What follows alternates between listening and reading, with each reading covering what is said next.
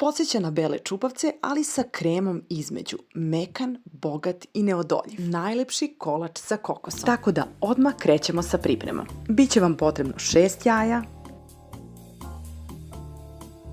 12 kašika šećera. Po meni je ovaj kolač još lepši od Rafaelo kuglica. Sočan, nežan i savršeno kremast. Pravo kokosovo savršenstvo koje se topi u ustima. Sada dodajem i 1 kesicu vanilin šećera, pa krećem da mutim mikserom dok ne dobijem kremastu i penastu strukturu.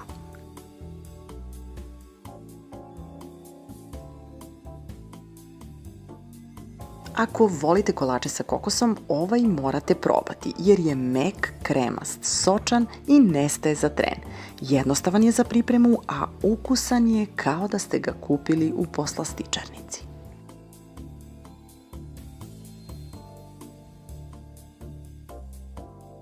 Sada dodajem i 8 kašika ulja.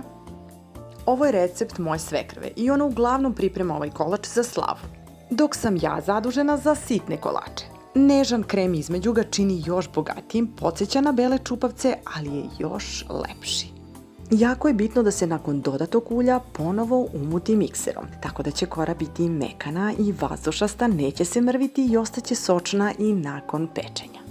A za sve detalje, nutritivne vrednosti i pisani recept posjetite sajt teninakuhinja.com.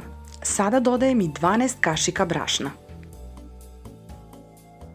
Vidjet ćete već na prvi zalogaj kako se topi u ustima. I nije previše sladak, taman kako treba. Umutim kašikom, zatim mikserom kako bih razbila grudvice.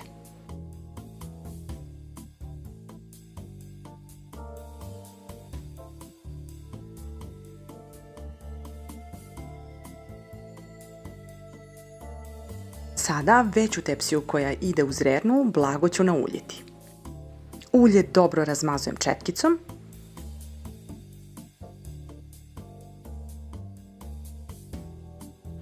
Potom stavljam malo brašna. Rasporedim dobro po tepsiji.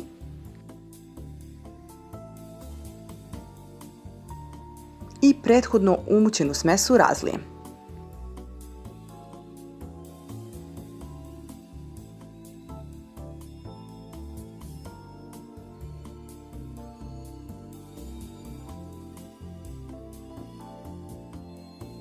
Gledam da smesa bude dobro raspoređena u tepsiji.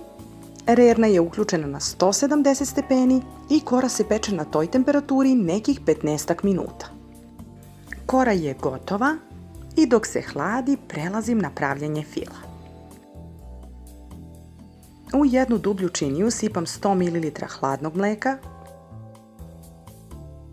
i dodajem 3 kašike brašna. Pa dobro umutim kako bih razbila grudvice.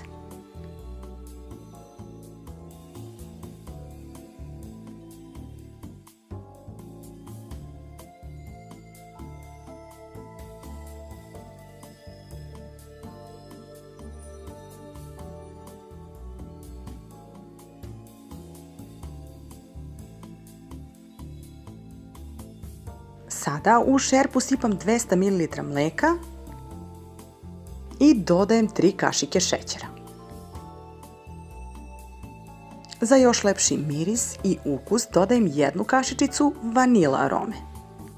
Sve dobro promešam, a kada dođe do tačke ključanja, postepeno dodajem prethodno umućeno mleko sa brašnom i mutim kao za puding.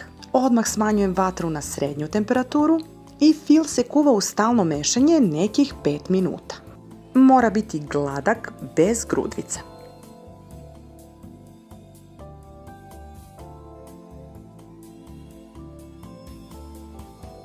Kada je fil dobro skuvan, prebacujem ga u činiju.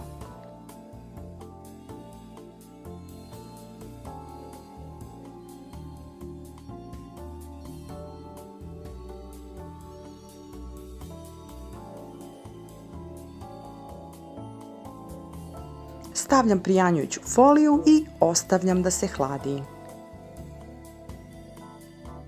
Ovdje imam 200 grama putera. Bio je vrlo kratko mikrotalasno i na bukvalno 30 sekundi Zatim ga dobro umutim i kada je fil već prohlađen, skidam foliju tako da dodajem puter i sve ću dobro umutiti.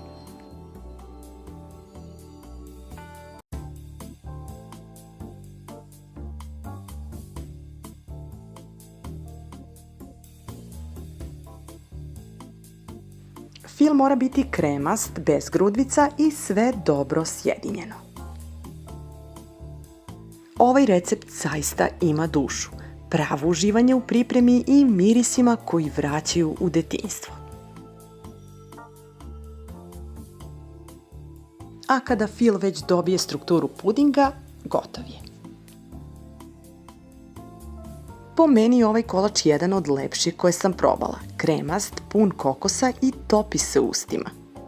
I ovo je recept moje svekrve. Godinama ga pravi za posebne prilike, a sada ga i ja delim sa vama. I krećem na sljedeći postupak, odvajam koru iz tepsije. Sečem na pola.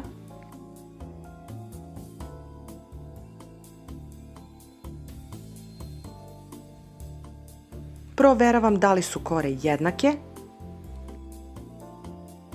Kada je sve to dobro odrađeno, krećem da filujem. Fil sipam preko kore.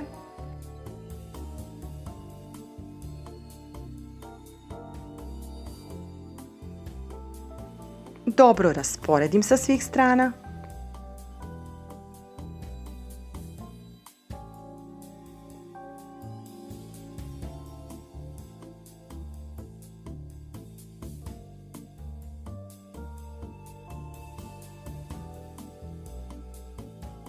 Preko fila stavljam drugu koru, pa prvo sečem uzdužno, zatim na jednake kocke.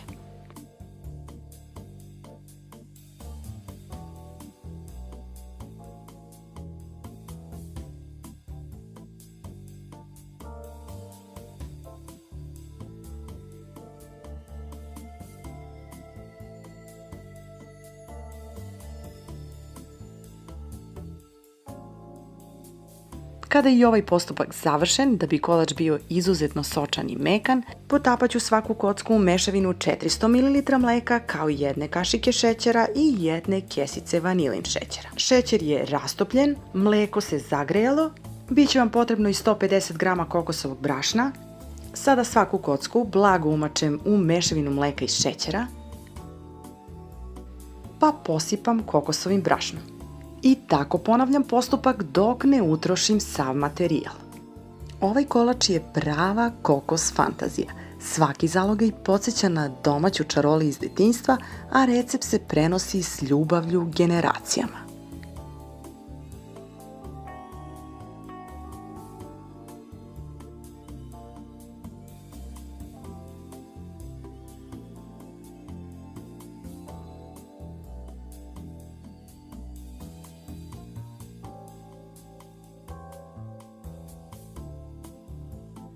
E pa dragi moji, ako vam se dopao recept, možete zapratiti kanal Enina kuhinja, Eni's Delight. Ako ste ljubitelji kokosa, ja se nadam da će ovaj kolač postati jedan od vaših omiljenih, a mi se vidimo vrlo uskoro ponovo sa nekim novim, interesantnim idejama. Uživajte do tada u svakom zalogaju ovog mekanog i sočnog kokos kolača. Prijatno do sljedećeg viđenja!